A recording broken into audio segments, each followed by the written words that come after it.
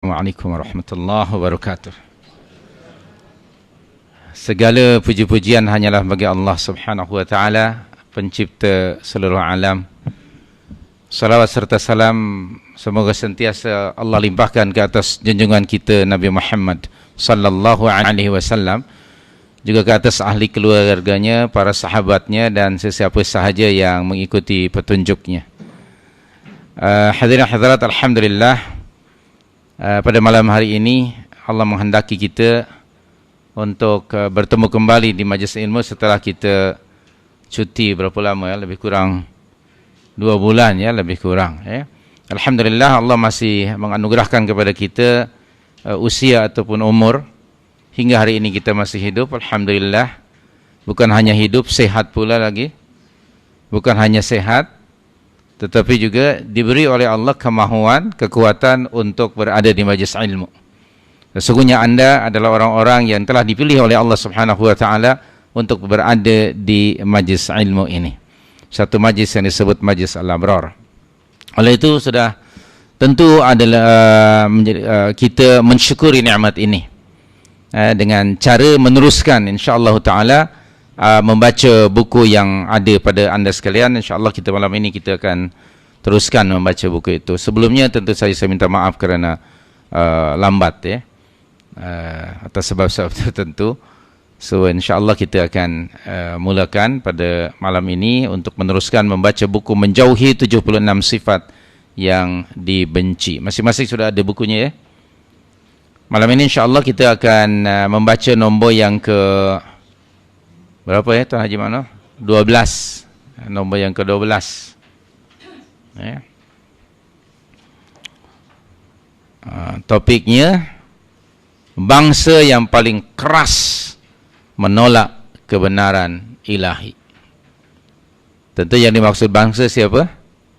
Bangsa Yahudi, yang menjadi sebab nuzul ayat ini. Tapi apakah karakter ini milik khusus mereka? Itu pertanyaannya. Tidakkah ada pada bangsa yang lain? Nah, kita akan melihatnya biiznillah. Tapi kita bila fokuskan dahulu kepada bangsa Yahudi ini, yang satu bangsa yang dikutuk, dimal'un oleh Allah Subhanahu wa taala kerana sikap-sikap mereka sendiri. Antara lain ialah mereka sentiasa mengingkari, menolak kebenaran ilahi yang dibawa oleh Rasul mereka yang dimaksudkan pada ayat ini adalah Musa alaihi salam. Untuk itu kita rujuk surah Al-Baqarah ayat yang ke-74. Seperti mana biasa kita akan baca lebih dahulu ayatnya. A'udzu billahi minasyaitonir rajim. Silakan. Thumma qasat qulubukum min ba'di dzalik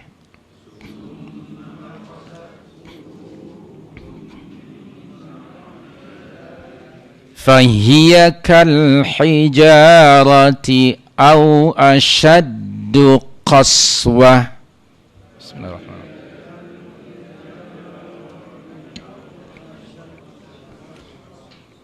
Wa inna minal hijarati lama yatafajjaru minhul anhar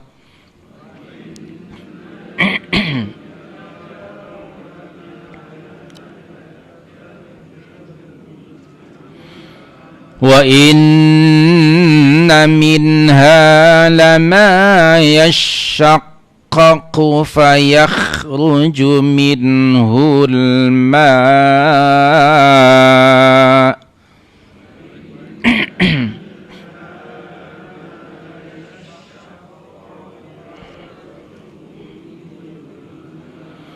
wa inna minha lama yahbitu min khasyatillah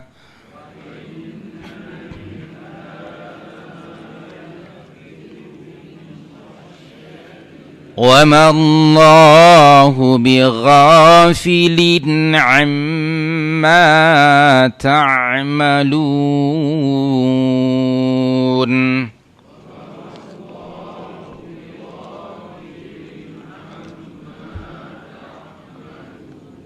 Baik, terjemahan makna ayat.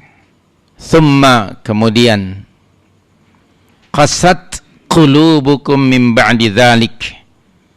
Sesudah itu hatimu menjadi keras. Fahiya kal hijarah, seperti mana atau sebagaimana batu.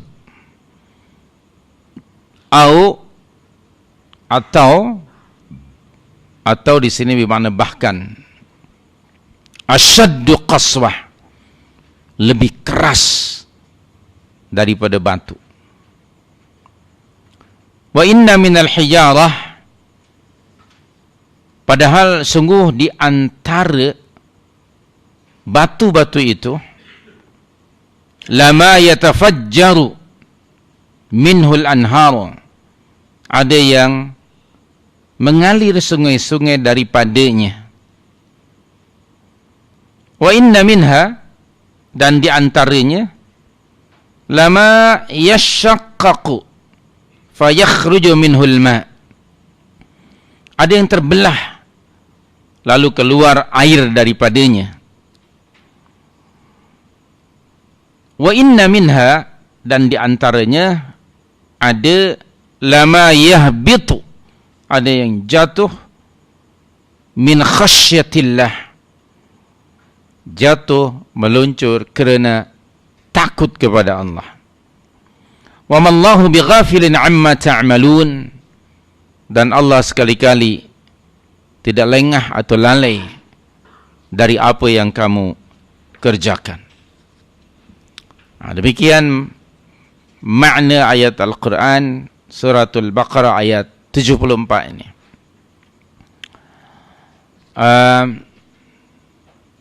Keterangannya, ayat ini menyatakan keadaan mental atau karakter Bani Israel setelah mereka menerima berbagai nikmat yang dianugerahkan Allah ke atas mereka, yang sudah kita baca pada ayat-ayat sebelum ini. Banyak sekali, baik itu nikmat madiyah, material, ataupun nikmat diniyah, ruhiyah, spiritual aspect, dianugerahkan Allah ke atas mereka. Bahkan al-mawa'iz atau nasihat-nasihat dan pengajaran-pengajaran yang diberikan oleh Nabi Allah Musa alaihi salam. Tetapi semua nikmat-nikmat yang telah Allah anugerahkan kepada mereka itu, nasihat, pengajaran, dengan berbagai cara disampaikan kepada mereka, ternyata nasihat-nasihat dan pengajaran itu sekali-kali tidak memberi kesan kepada mereka. Mereka sama sekali seolah-olah tidak lagi mempunyai hati yang hidup, bahkan lebih keras dari batu. Thumma qasat qulubukum. Thumma, kemudian di sini bermakna Allah menyebut sikap mereka setelah disebutkan nikmat-nikmat tadi. Hati mereka dalam menerima nikmat itu, nasihat itu, qasat qulubuhum, hati mereka jadi keras membatu. Qasat, bahasa kita ada kesat tak? Orang Arab ambil dari kita barangkali, saya pun tak pasti. Kesat hatinya, mana keras. Dalam bahasa kita pun ada disebut hati yang keras membatu. Kalimah hijarah di sini, fahiya kal hijarah. Al-hijarah telah diketahui oleh Bani Israel kerana mereka hidup di tempat yang dikelilingi dengan batu-batuan yang keras. Kalau kita rujukkan umpamanya ayat ini kepada Yahudi yang tinggal di Madinah, bukankah kota Madinah itu dikelilingi oleh gunung-gunung yang batu-batunya sangat keras sekali. Disebut jibal ataupun jabalun. Nah, Allah Subhanahu wa taala menyebutkan hijarah merujuk kepada environment di mana mereka hidup. Ini satu perumpamaan yang diberikan oleh Allah Subhanahu wa taala kepada mereka bagi menggambarkan sikap, karakter dan hati mereka dengan satu perumpamaan yang ada pada persekitaran mereka. Allah memberikan perumpamaan yang real, bukan sesuatu yang abstrak, tapi yang nyata. Itu satu. Dari sudut fisikal batunya itu mereka kenal. Allah tidak menyebutkan perumpamaan-perumpamaan selain daripada itu. Kedua, dalam konteks batu ini merujuk kepada betapa keras hati mereka. Batu ada satu ciptaan Allah yang paling keras, yang ia tidak tidak lebur atau tidak cair ya, tidak cair ya, karena sebab adanya terik matahari. Kalau besi, sekeras-kerasnya besi, dia apabila ada panas tentu dia akan apa? Berapa degree begitu dia akan yang mencair. Sedangkan batu tidak. Oleh itu yang namanya jalan raya biasanya digunakan apa? Batu-batuan. Karena dia keras sekali. Allah menciptakannya, makhluk itu, dengan kelebihan yang tersendiri. Fahiya kal hijarah. Nah, bila Allah menyebut makhluknya di sini umpamanya hijarah, dia mesti, yang pertama ialah Allah nak bagi tahu bahawa pada makhluk yang namanya hijarah, batu itu, dia punya speciality. Ada sesuatu yang sangat spesial dengan batu itu. Keduanya, dia mesti ada manfaat untuk manusia. Untuk apa batu itu? Subhanallah, ada manfaatnya. Anda tanyalah kepada pakar perbatuan. Ini batu-batu, subhanallah, jenis-jenis macam-macam batu. Ya Rabbi ya Karim. Mesti ada hikmah dan manfaat untuk manusia. Di antaranya yang kita nampak misalnya, yang kita perhatikan di zaman kita sekarang, banyak gunanya. Yang ketiganya, bila Allah sebut hijarah,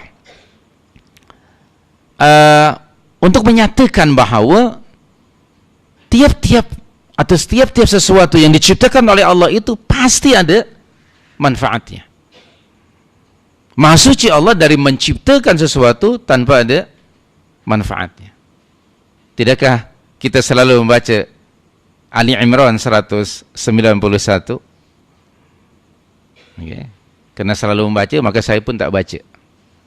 Okay, sudah hafal insyaAllah. Apa bunyi ayatnya? Bismillahirrahmanirrahim. Di tengah-tengah ayat, Rabbana ma khalaqta hadza batila. Okay. Ali Imran 191. Rabbana ma khalaqta hadza batila.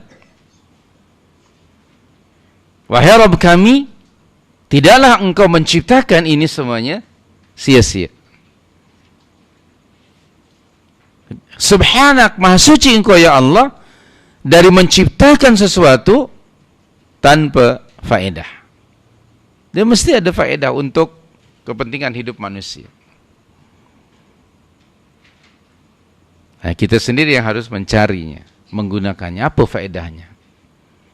Jadi ayat itu menjelaskan kepada kita bahawa tiap-tiap ciptaan Allah pasti ada faedah dan manfaatnya untuk kita. Kemudian berikutnya apa? Kita mesti sentiasa ada sikap apa? Sentiasa memperhatikan ayat-ayat Allah di persekitaran kita. Itu disebut ayat apa? Ayat kauniyah. Ayat-ayat kauniyah di persekitaran kita. Maka lihat, perhatikan, kaji, fikirkan. Pada ayat tadi Ali Imran 191 ada firman Allah di situ, wa yatafakkarun. Betul tak? Ada tak di tengah-tengah ayat itu? Wa yatafakkaruna fi khalqis samawati wal ard. Terjemahan makna ayat apa? Dan mereka sentiasa Yatafakkar maknanya apa? Berpikir. Menggunakan akal bagi memikirkan. Apa yang dipikirkan? Apa-apa yang diciptakan oleh Allah yang ada di langit dan di bumi. Antaranya ialah al-hijarah. Dalam ayat ini, maknanya kita mesti berinteraksi dengan persekitaran kita. Bahwa itu adalah ayatun min ayatillah.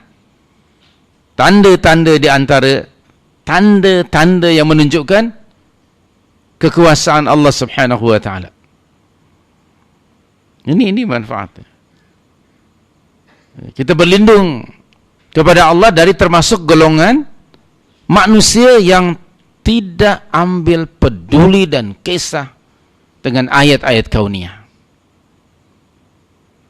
Dalam surah Yasin yang Anda semua sudah hafal, 20 tahun lebih dah.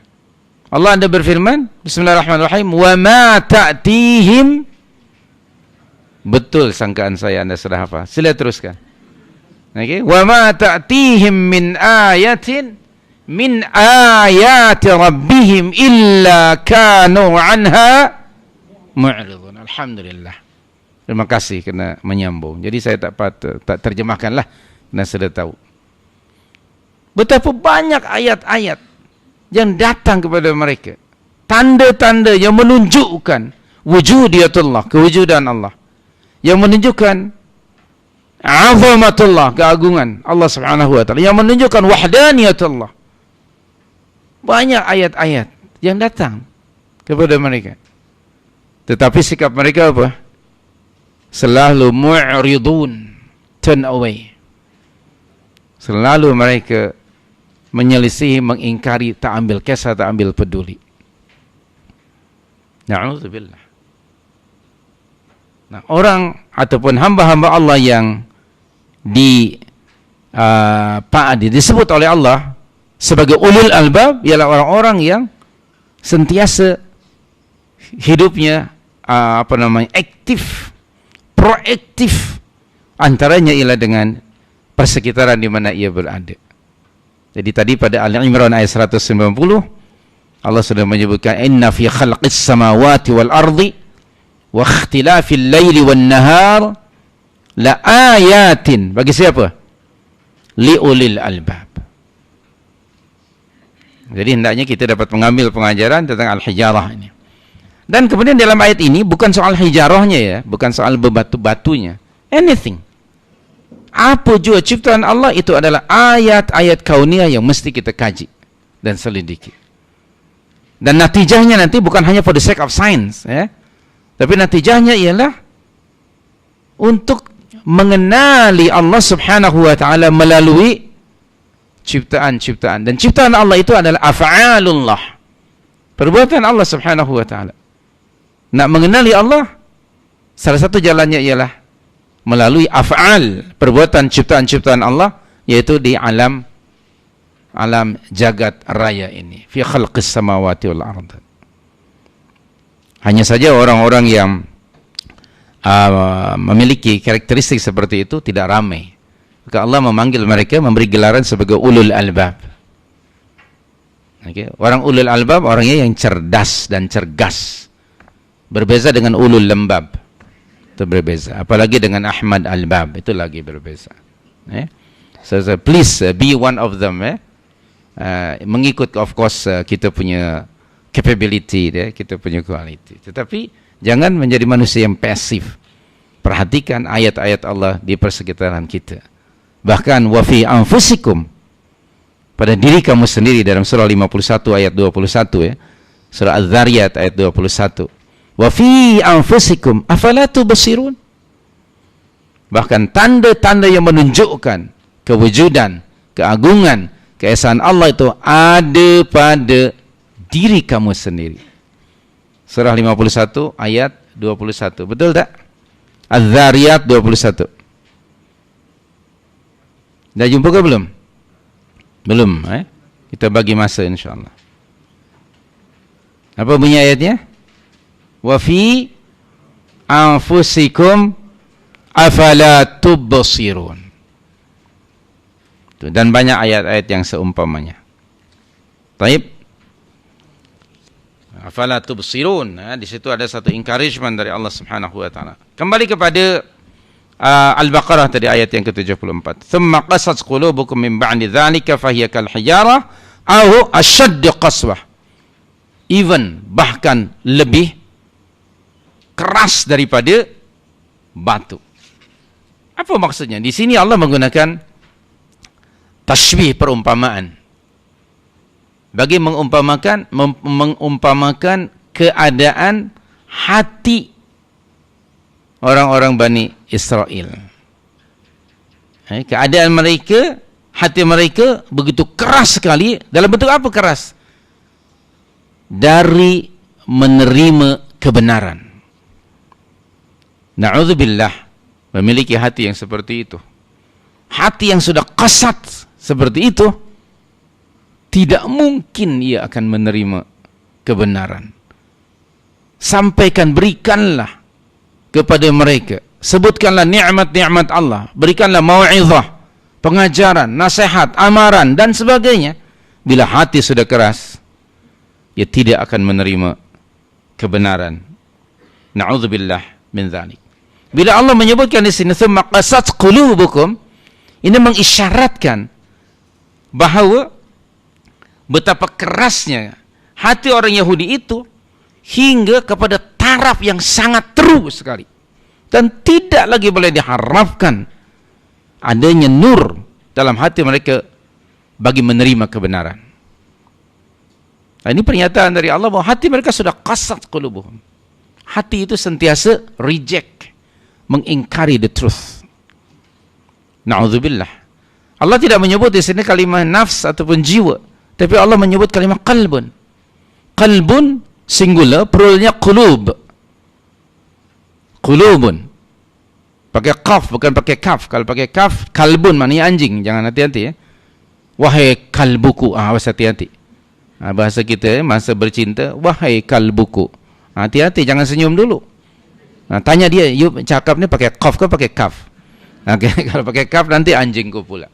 Hati-hati, tapi kita tak ada qaf ya. Fa'ali kalau yang qalbun, Allah tidak menyebut nafs, Allah menyebutkan qalbun.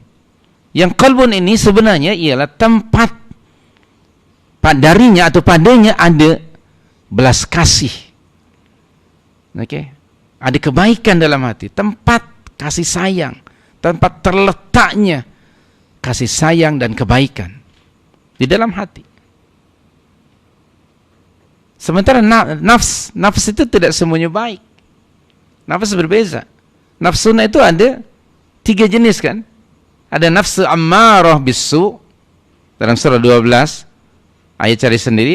Ada nafsul lawamah dalam surah Al-Qiyamah surah 75, dan ada nafsul mutmainnah dalam surah Al-Fajr surah 89, ayat cari sendiri. Oke. 3 jenis nafs. Sementara qalbun, Allah menyebutkan di sini qulubukum, bukan anfusukum.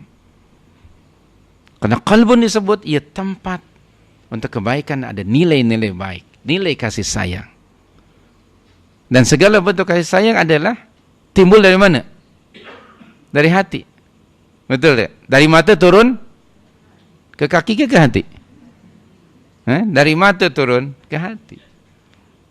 Hati itu tempat subhanallah, yang tempat kebaikan. Bila disebut oleh Allah tadi hati itu telah membatu, keras, berarti ada lawan pada hati yang keras, berarti hati itu apa?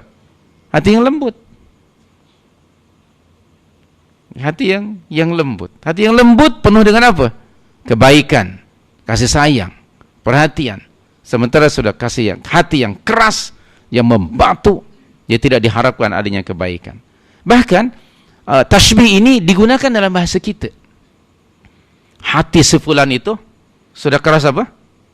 Bahasa kita apa? Keras membatu. Kita pun menggunakan tashbih itu yang diambil mungkin daripada ayat ini. Apabila kita katakan hati sefulan itu keras membatu, menunjukkan apa? Betapa hatinya itu, apa kerasnya hati dia amat sangat teruk dan tidak lagi diharapkan daripadanya kebaikan. Bagaimana hati itu menjadi membatu? Na'udzubillah min dzalik. Kita berlindung kepada Allah daripada memiliki hati yang keras seperti itu. Na'udzubillah min dzalik. Nah, di antara hati-hati yang keras banyak sebab-sebabnya.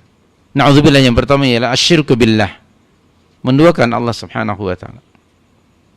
Maka di antaranya. Kemudian hati yang lebih cenderung menyayangi, mensukai kehidupan dunia dan lebih suka pada kehidupan material daripada spiritual. Hidupnya hanya sekedar untuk kepentingan apa? Duniawiyah. Hidupnya tidak ada lain kecuali hanya untuk memperturutkan hawa nafsu yang diterjemahkan dalam bentuk kehidupan material. Na'udzubillah, hati yang semacam ini yang lebih cinta kepada dunia. Bal tuhibbunal mala hubban jamma. Kamu bal tu'thirunal hayatad dunya. Hati yang seperti itu antara sebabnya hati menjadi qasat. Kemudian hati akan menjadi keras apabila dia sentiasa cenderung kepada maksiat, kepada kemungkaran. Hati yang sentiasa ittiba'ul hawa, mengikuti hawa nafsu. Hati yang telah ada di dalamnya penyakit syubhat dan syahwat. Syubhat, keraguan-raguan, akan mengakibatkan rosaknya akidah. Syahwat akan merosakkan nafs, karena dia memperturutkan his own lust or vain desire. Dia menjadikan his own vain desire sebagai as a god, even though dia tidak menyadarinya. Dalam surah 45 ayat 23 Allah disebut, Al-Jathiyah 23, afara'aita man ittakhadha ilahahu hawahu wa adallahu Allahu ala ilmin wa khatama ala qalbihi wa ja'ala ala basarihi ghishawah faman yahdihi min ba'dillah afala tadhakkarun. Surah 45 ayat 23. Betul tak? 45-23 surah Al-Jathiyah. Coba pastikan dahulu, benar ke atau tidak ayat itu? Afara'aita, betul tak?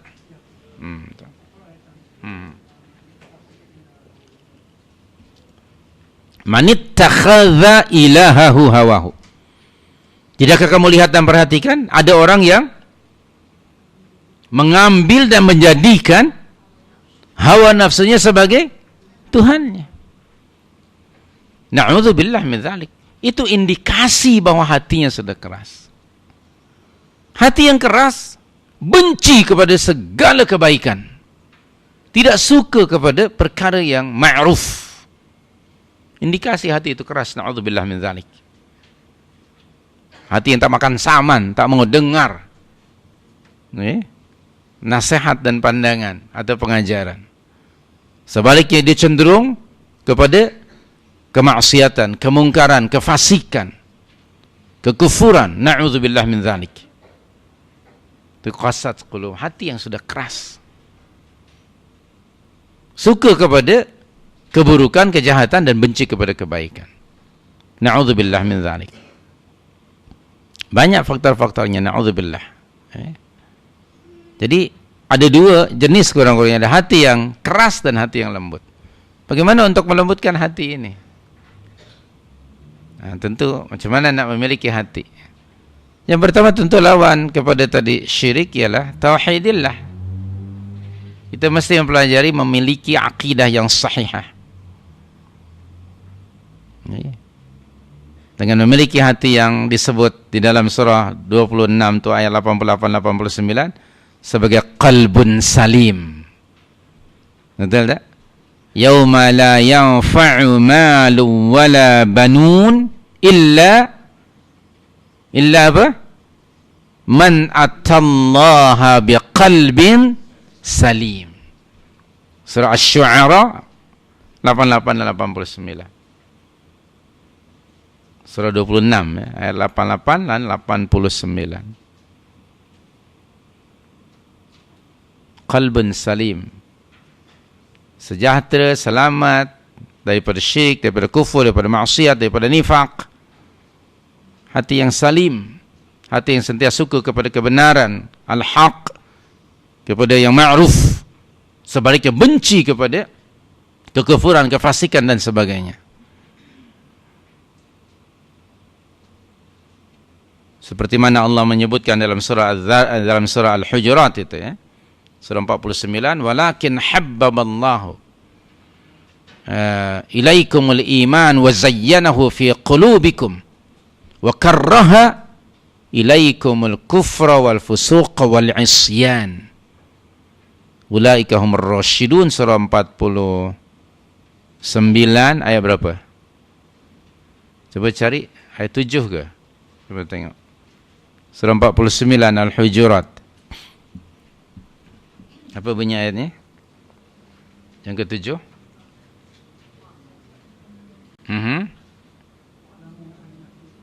Rasulullah, kemudian minal amri la'anittum, kemudian walakin Allah habbaba ilaikumul iman wa zayyanahu fi qulubikum, kemudian wa karraha ilaikumul kufra wal fusuqa wal isyan. Ulaika humur rasyidun.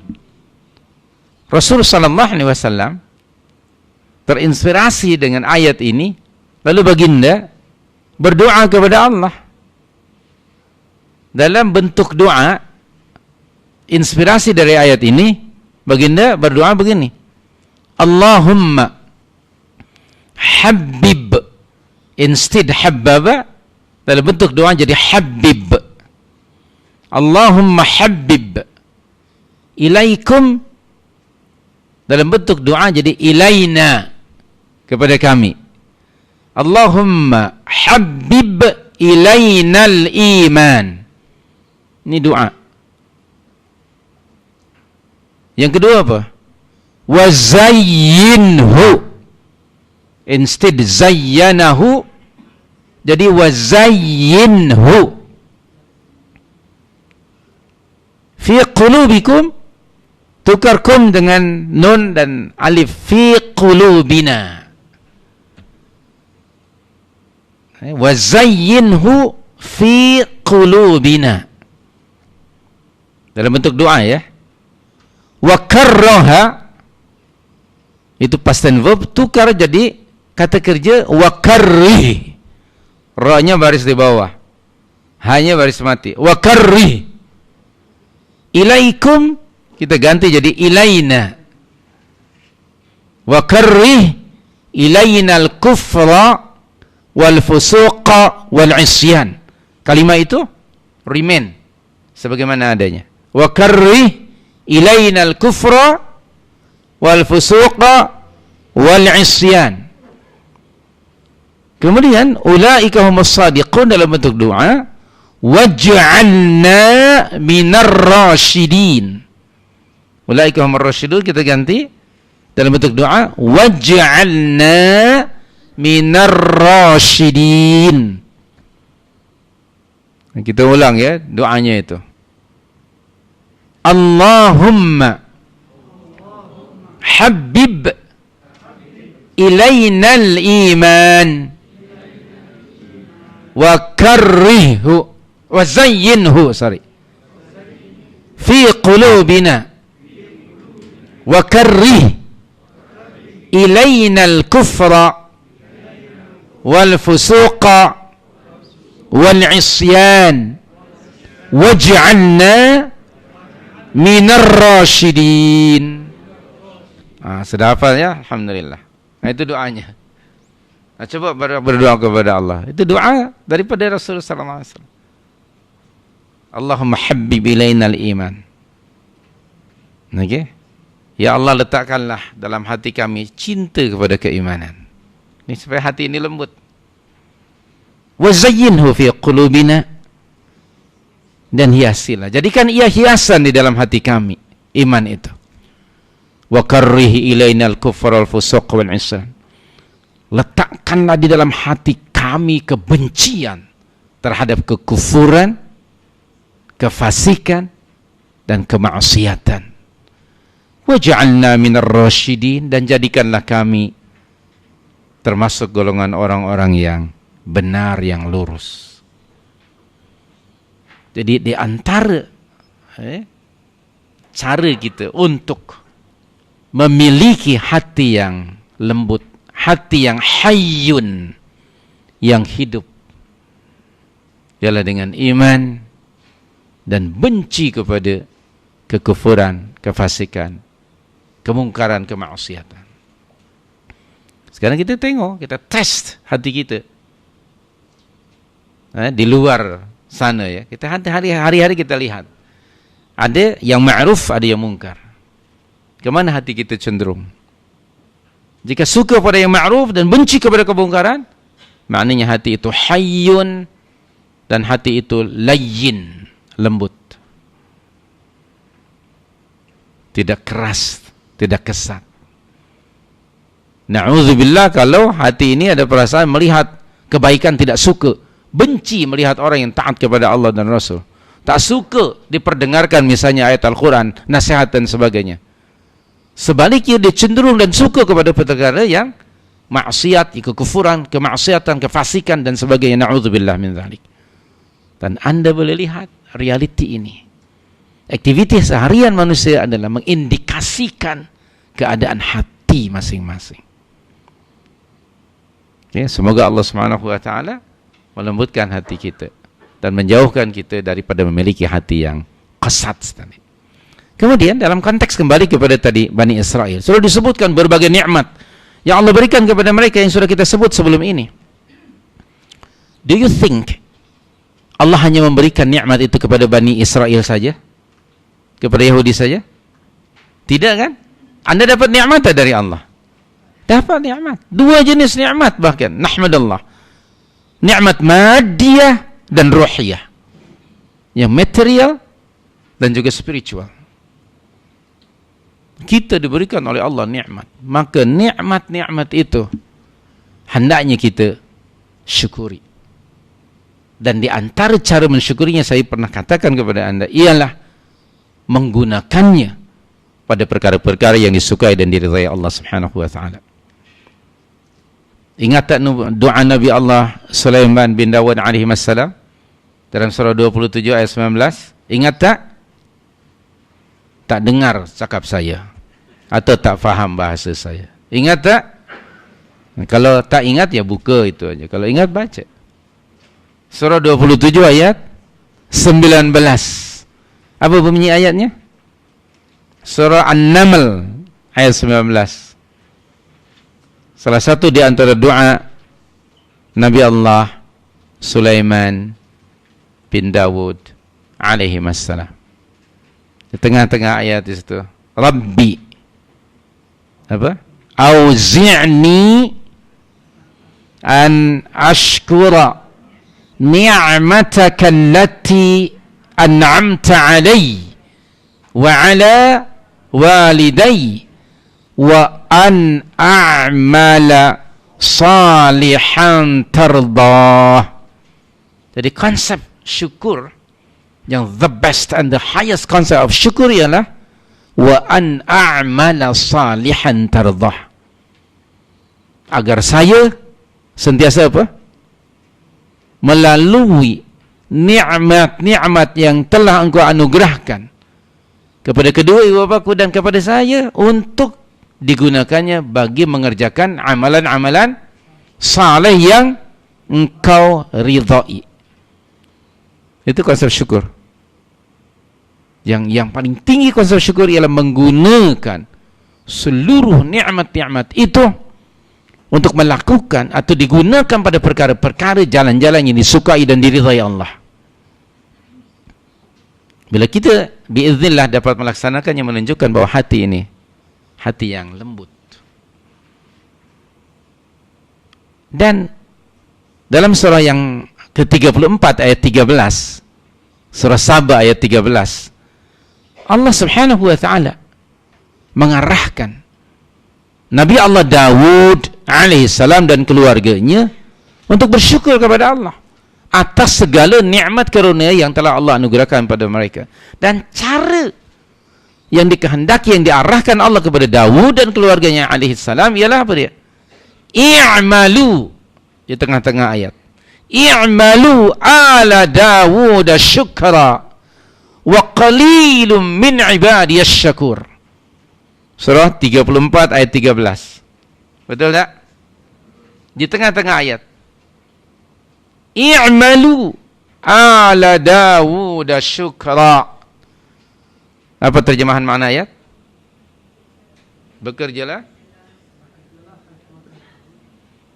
beramallah wahai keluarga Daud untuk bersyukur kepada Allah. Jadi cara mensyukuri nikmat Allah ialah through action, through amalan, through activity. Dan kita mesti menjadi aktivis. Aktivis dalam hal apa? Da'watun nas ila tauhidillah. Cara kita menunjukkan syukur kepada Allah, kerana kita sudah mendapat dua jenis nikmat, ruhiyah dan madiyah, maka we have to show our gratitude kepada Allah through amalan. Yang dimaksud dengan amalan ialah yang pertama ialah kita mesti mengajak orang kepada tauhidillah. Be a da'i, each of you be a da'i or preacher and invite others to the religion of Allah. Ud'u ila sabila rabbik, dalam surah 16 125. Dalam surah Ali Imran 104, wal takum minkum ummatun yad'una ilal khair. Surah 16 125, surah 3 104. So, bagaimana cara bersyukur? Melalui amalan. Apa ini maksud amalan? Kita mesti menjadi da'i, mesti menjadi preacher, da'i dan da'iyah kalau itu wanita. Wal takum minkum ummatun, Ali Imran 104, wal takum minkum ummatun yad'una ilal khair. Al-Hafiz Ibn Katsir menukilkan tafsiran dari Ibn Abbas, yad'una ilal khair ay yad'una ilal Islam, mengajak orang ke dalam Islam. Siapa sasarannya? Tentu non-muslim. Dan kita alhamdulillah di Malaysia ini ada sasaran dakwah itu. Tinggal dipraktikan sajalah. Keduanya, wa ya'muruna bil ma'ruf wa yanhauna 'anil munkar. Mengajak orang kepada yang ma'ruf, mencegah dari perbuatan mungkar. Sasarannya siapa? Muslim community. Among us, kita mesti mengajak kepada yang ma'ruf, mencegah daripada perbuatan mungkar. Activity itu, itulah cara kita bersyukur kepada Allah, dan itu mengindikasikan keadaan hati yang dimiliki seseorang. Apakah hatinya qasad, hatinya keras ke, qaswah ke, atau hatinya lembut. So, subhanallahil karim, ya, banyak perkara yang belum kita buat. Kemudian di antara cara-cara ataupun faktor-faktor supaya memiliki hati yang lembut, ya sentiasa zikrullah, ingati Allah subhanahu wa ta'ala. Antara zikir yang paling tinggi ialah membaca Al-Quran. Batu yang begitu keras sekalipun, jika sekiranya Allah menurunkan Al-Quran ke atas batu, pasti batu itu akan apa? Hancur. Dalam surah berapa itu? 59, Al-Hasyr. Surah 59.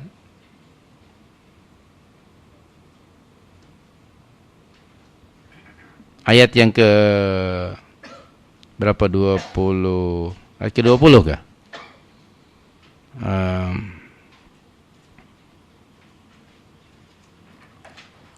Apa ada ayatnya?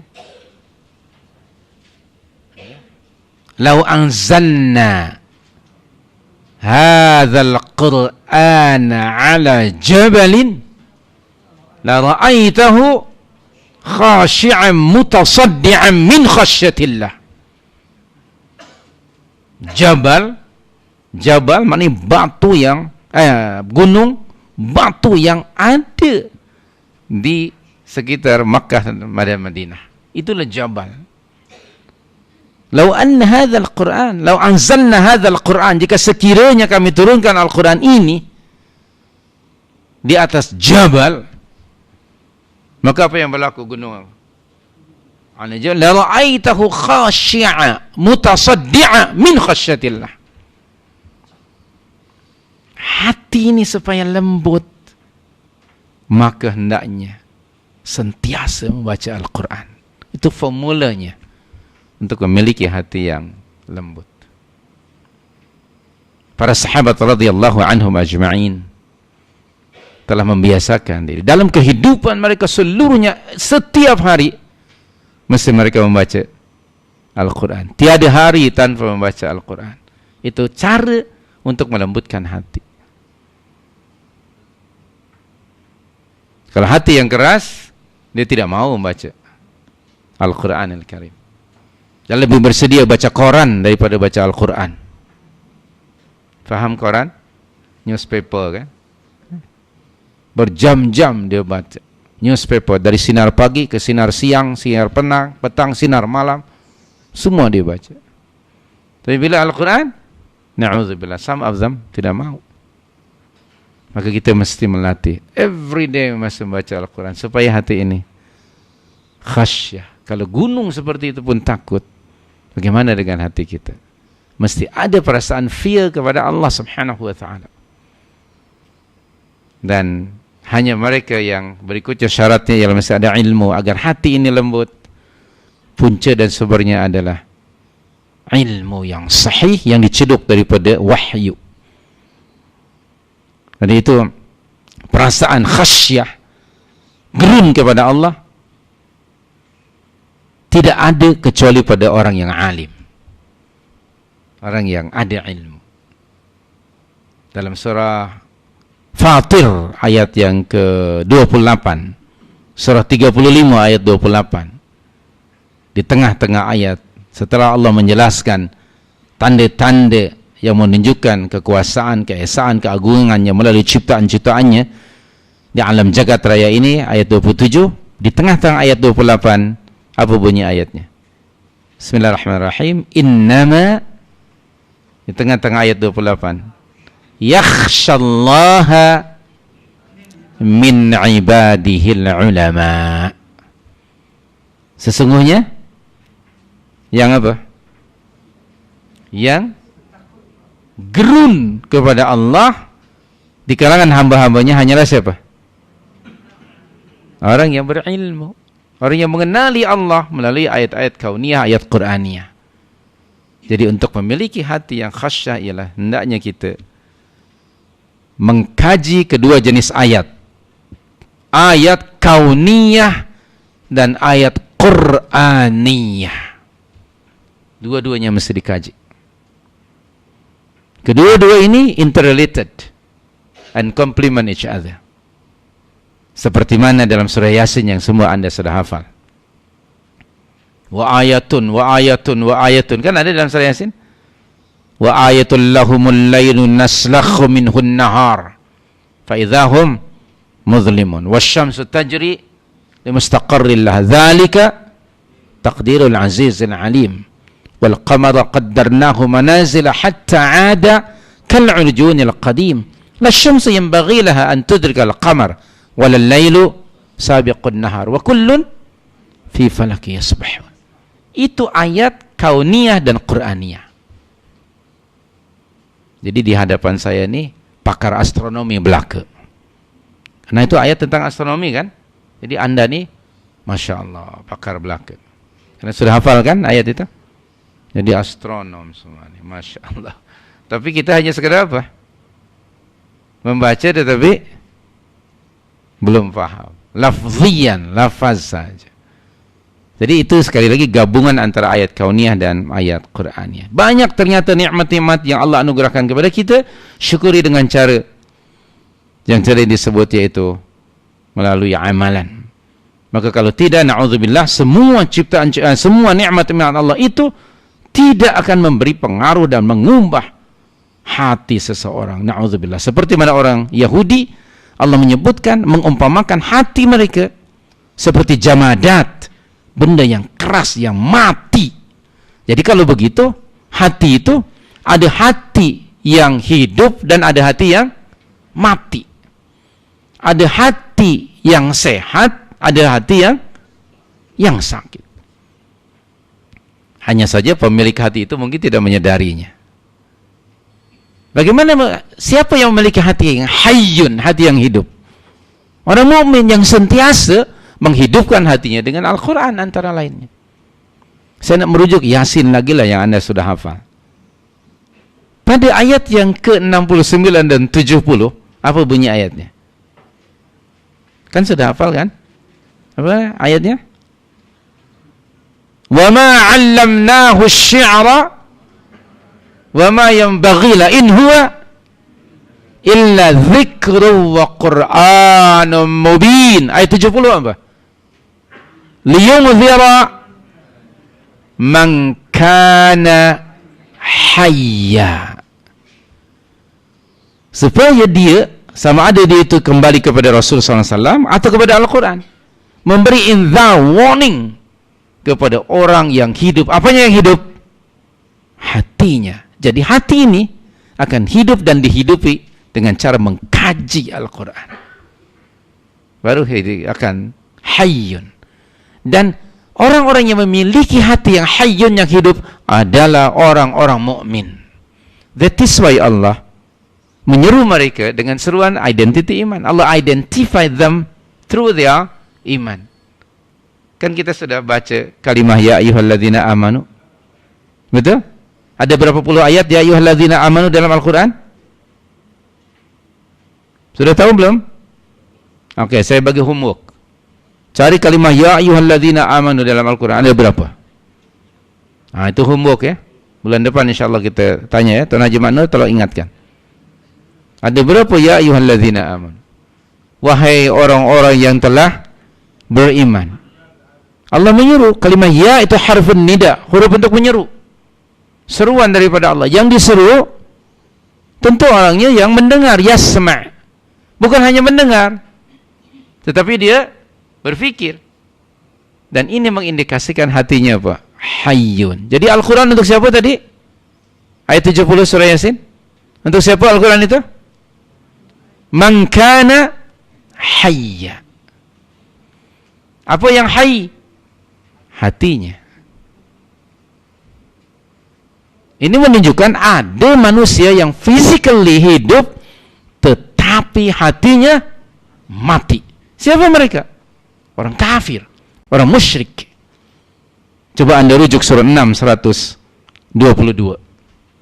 Al-An'am 122. Subhanallah. Firman Allah di situ, bismillahirrahmanirrahim. Awaman kana maita fa ahyaynahu wa ja'alna lahu nura yamshi bihi fin nas kaman mathaluhu fil dhulumat laysa bikharijin minha kadzalika zuyyina lil kafirina ma kanu ya'malun. Sudah jumpa ayatnya? Surah 6 122. Al-An'am 120. Apa terjemahan makna ayat? Apakah yang dahulunya orang itu mati? Abdullah bin Abbas radhiyallahu anhuma katanya, orang yang mati itu yang dimaksudkan orang musyrik, orang kafir. Physically mereka hidup, tetapi hatinya mati. Selalu menolak kebenaran, mengingkari kebenaran, benci kepada kebaikan. Itu namanya, itu indikasi bahwa hati seseorang itu adalah mati. Na'udzubillah. Kita berlindung kepada Allah dalam memiliki hati seperti itu. Awaman kana maita fa ahyainahu. Lalu kami hidupkan ia. Dengan apa dihidupkan? Bil Quran, bil hidayah, bil Islam, bil taufiq, bil ilm.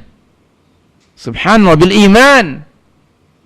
Lalu kami hidupkan ia Di antaranya untuk menghidupkan hati tadi apa? Al-Quran.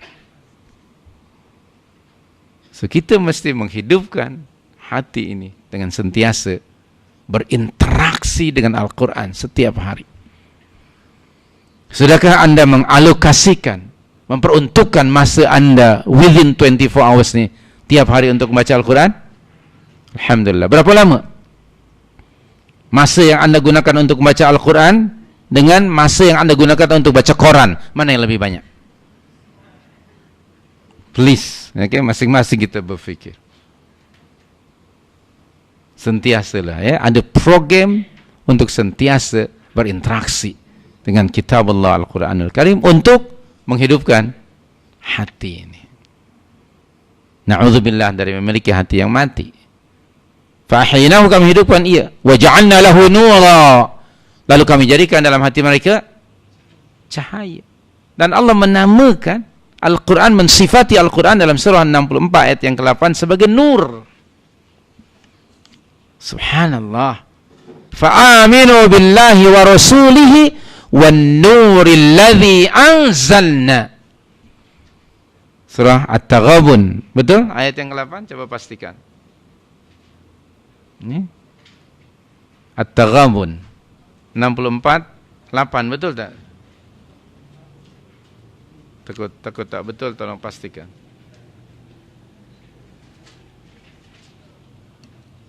Fa'aminu billahi wa rasulihi. Yang ketiga apa? Wan nuril ladzi anzalna. What does mean nur in the ayat? Isn't it bermakna Quran? Maka berimanlah kamu kepada siapa? Allah. Kedua, kepada Rasul sallallahu alaihi wasallam. Yang ketiga, kepada cahaya yang kami turunkan. Apa maksud cahaya? Bukankah Al-Quran? So kita mesti, we have to light up hati ini dengan Al-Quran. An-nur, An-nuril ladzi anzalna. Al-Quran ialah nur. Dan di dalam surah 42 ayat 52, surah Asy-Syura ayat 52, lagi sekali kita menjumpai kalimat nur, which is refer kepada Al-Quran. 42, 52 Asy-Syura. Ya, 42, 52. Bismillahirrahmanirrahim. Wa kadzalika auhayna ilaika ruham min amrina ma kunta tadri mal kitabu walal iman walakin, baca, walakin ja'alnahu nura. Tengok, walakin ja'alnahu nura nahdi bihi man nasha'u min ibadina wa innaka latahdi ila siratal mustaqim. Tengok kalimah nura di situ.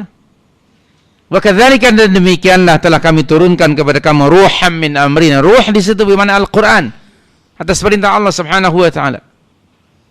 Dahulu kamu ya Muhammad tidak mengetahui apakah itu Alkitab dan apa pula itu iman, tetapi Allah telah menjadikan apa? Menjadikan ia sebagai apa? Nur. Apa yang maksud nur? Ruh itu. Cahaya itu maksudnya adalah Al-Quran.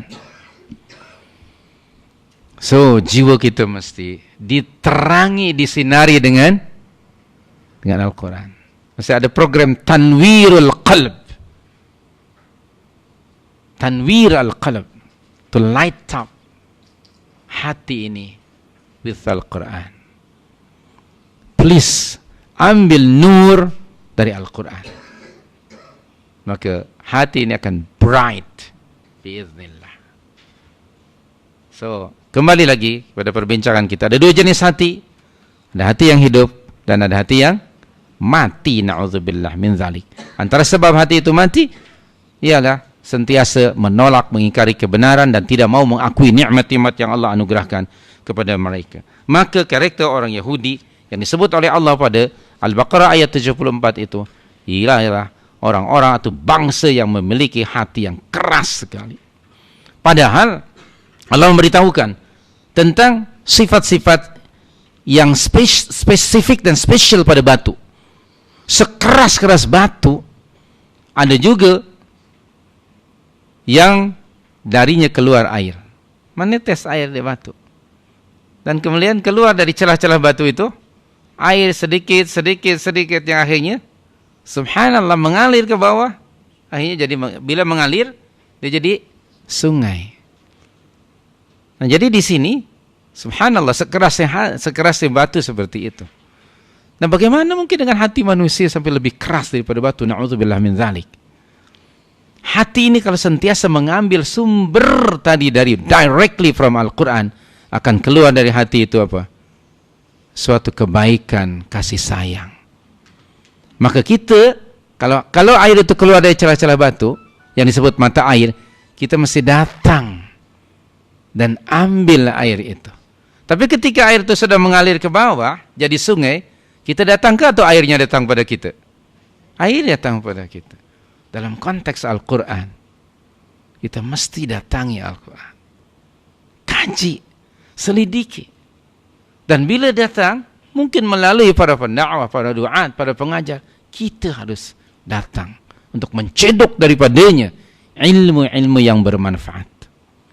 Yang semuanya berisi petunjuk-petunjuk Allah Subhanahu wa taala agar kita mencapai kehidupan bahagia di dunia dan akhirat, agar kita dapat mencapai successful, kejayaan. Sumbernya ialah Al-Quran Al-Karim. Bukankah Rasulullah SAW hanya mengajar, mendidik para sahabat dengan satu sumber saja? Apa sumbernya? Al-Quran. Ketika Umar radhiyallahu anhu datang membawa Taurat Nabi SAW, disagree dan marah kepada Umar. Yang mafhumnya, demi Allah ya Umar, sekiranya seandainya Musa alaihissalam masih hidup hingga hari ini dan dia membawa Taurat, lalu ia berjumpa dengan aku, maka tidak ada pilihan baginya kecuali mengikuti aku. Artinya kerasulan Musa sudah invalid dan kitab Taurat pun sudah tidak relevan lagi. Kalau Musa alaihissalam yang pernah menjadi Rasul, diangkat Rasul oleh Allah untuk umatnya yaitu Bani Israel, bila jumpa dengan baginda SAW mesti mengikuti Rasul, demikian Taurat pun sudah tidak lagi relevan, maka bagaimana dengan kita? So kita mesti mengambil direct dari sumbernya. Sumber yang original, yang jernih, keluar tadi daripada batu. Air itu kalau keluar daripada mata air macam mana? Keadaan jenis air itu jernih kan, dan kita minum pun sedap ya. Tapi bila kalau sudah air sudah jadi sungai macam mana? Bukan sungai Kelang lah maksudnya. Jadi sungai tentu keruh dan sudah ditapis. Jom kita cari directly in order to earn the light of Allah from Al-Quran Al-Karim. Subhanallah, dengan cara membacanya, mentadabburinya, mengikuti ataupun mengamalkannya. Malulah diri ini jika sekiranya hati ini keras, malu tak ada malu kepada hijarah, kepada batu. Dan ada di antara batu bahkan yashaqqaq, pecah dan mengeluarkan air. Kemudian bahkan ada yang ini apa, jatuh, meluncur karena mungkin sebab runtuh dan sebagainya. Semuanya itu min khasyatillah. Anda perhatikan, kalau batu yang nampak di mata kasar kita itu mati, dia pun feel kepada Allah, gerun dan takut kepada Allah. Bagaimana dengan kita? Tadi sudah disebut. Bagaimana caranya supaya hati sentiasa ada feel kepada Allah? Tadi kita sudah rujuk surah 35 ayat 28. Kata para ahli tafsir mengatakan, man lam yakhshallah laisa bi'alim. Siapa yang tidak gerun kepada Allah, dia bukan orang alim. Jadi natijah dari ilmu itu apa? Menimbulkan rasa apa? Gerun kepada Allah. Gerun kepada Allah bukan lari, sebaliknya semakin hampir dengan sentiasa menjalani ketaatan. Oke. Kemudian hujung ayat wa mallahu bighafilin amma ta'malun dalam surah Al-Baqarah 74. Ini bukan sebuah berita ya. Allah berfirman, dan Allah Subhanahu wa taala sekali-kali tidak akan lengah, tu maknanya lalai daripada yang kamu kerjakan. Ini bukan sebuah informasi, tapi di dalamnya ada tahdid dan wa'id, very strict warning dari Allah Subhanahu wa ta'ala pada waktu itu kepada orang-orang Yahudi. Allah Subhanahu wa ta'ala Maha mengetahui apa jua yang kamu kerjakan, tentulah. Tapi maksudnya di sini Allah itu tidak lengah dan tidak lalai. Seluruh amalan kamu direkod, dicatat oleh Allah. Hatta mithqala dzarrah. Ingat surah Al-Zalzalah ayat 7 dan 8. Faman ya'mal mithqala dzarratin khairan yarah. Wa man ya'mal mithqala dzarratin syarran yarah. Hatta seberat atom pun Allah Maha mengetahui, merekodkannya, what more bigger than it. That is why the sinners pada hari kiamat nanti bila Allah mendedahkan catatan amalan buku mereka, terperanjat mereka. Dalam surah 18:49 kan? Apa bunyi ayatnya? Belum bunyi, itu apa kita tunggu? Apa? Surah 18 kan biasa dibaca. Surah apa 18 tu? Al-Kahf ayat 49. Apa bunyi ayatnya? Wa wudi'al kitab. Kemudian fataral mujrimina mushfiqina mimma fihi. Kemudian wa yaqulun ya wailana ya walaitana ma li hadzal kitabi la yughadiru saghiratan wala kabiratan illa ahsaha wa wajadu ma amilu hadira. Ini salah satu keadaan fenomena hari kiamat pasti akan berlaku ketika Allah mendedahkan kitab catatan amalan mereka, maka kamu akan lihat al-mujrimun, the sinners, okay?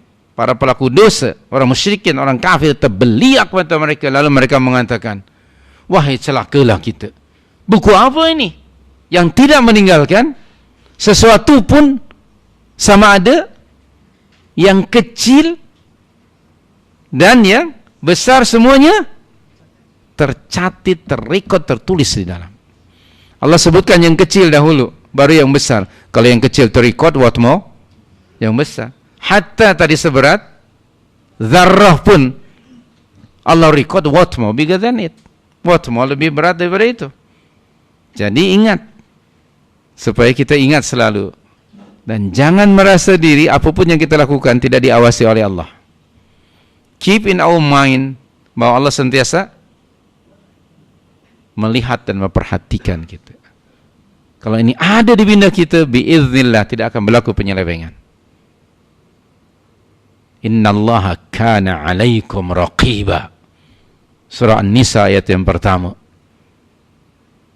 Hujung ayat yang pertama dari surah yang keempat. Sesungguhnya Allah sentiasa memperhatikan dan mengawasi kamu. Tidak perlu CCTV, ayat itu sudah lebih dahsyat pengaruhnya daripada CCTV. CCTV boleh dirosak, boleh ditutup, boleh disembur dengan cat merah ke cat hitam ke, okay? Tetapi subhanallah, pengawasan Allah terhadap diri kita, sungguh ayat itu menggerunkan sebenarnya. Innahu, bahwa Allah sentiasa kana 'alaikum raqiba. Saya teringat, mungkin saya ingin ulang ya, yang sudah tahu. Jibril alaihissalam pernah memberi 3 pesanan kepada Rasul sallallahu alaihi wasallam. Dan ketiga pesanan ini adalah untuk umatnya. Yang pertama katanya, ya Muhammad, ish ma syi'ta fa innaka mayyitun. Wahai Muhammad, hiduplah sesuka hatimu, tapi ingat, sesungguhnya kamu pasti akan mati. Ini pesanan yang pertama. Hiduplah semaumu, tetapi yang pasti kamu akan mati. Yang kedua, wa'mal ma syi'ta fa innaka majziyun bihi. Buatlah apa jua yang hendak awak buat, tetapi remember, ingat bahawa semua yang kamu kerjakan itu pasti kamu akan mendapat balasan, sama ada khair atau syar. Buatlah apa jua yang hendak kamu buat, tapi ingat, kamu pasti akan mendapat balasan dari apa yang kamu lakukan itu. Faman ya'mal mithqala dzarratin khairan yarah, wa man ya'mal mithqala dzarratin syarran yarah. Menggerunkan ya. Astagfirullah, takut mendengar pesan. Yang ketiga, ahbib ma syi'ta fa innaka mufariqun bihi. Sayangilah oleh kamu apa sahaja dan siapa sahaja, tetapi yang pasti kamu akan berpisah dengannya. Itu yang ketiga. Kita sayang kepada diri kita kan, kita sayang pada kucing kita kan. Sayang tak yang punya kucing? Sayang. Subhanallah, kucing selalu kita mandikan, anak belum tentu kita mandikan kan. Subhanallah. Ya Rabb ya Karim. Okay. Kita sayang pada apa juga, baik itu keluarga ataupun harta, tetapi yang pasti kita akan berpisah dengannya. Semua kita tahu, tiap hari kita memperhatikan, melihat ada orang yang meninggal dunia, apa yang dia bawa?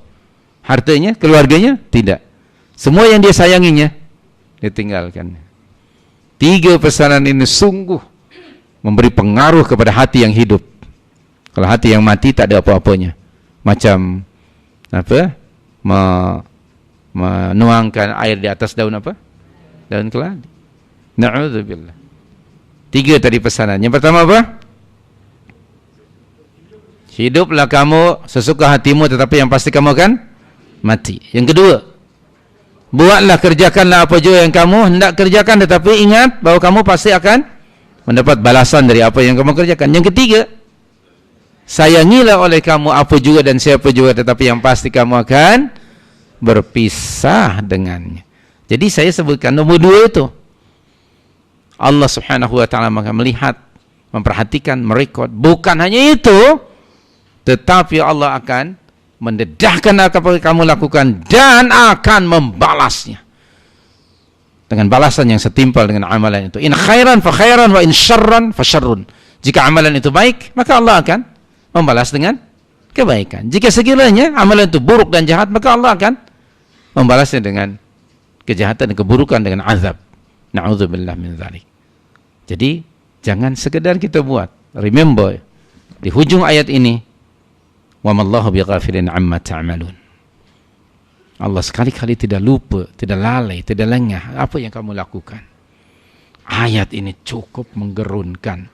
Walaupun dahulu ditujukan kepada bangsa Yahudi, tetapi ayat ini tetap relevan. Kalau anda lihat, amma ta'malun. Ta'malun is second person. You di sini benar kamu. Sesungguhnya Allah sekali-kali tidak akan lengah lalai pada apa yang kamu kerjakan. Kalau kita lihat bincang soal Yahudi, is the third person kan?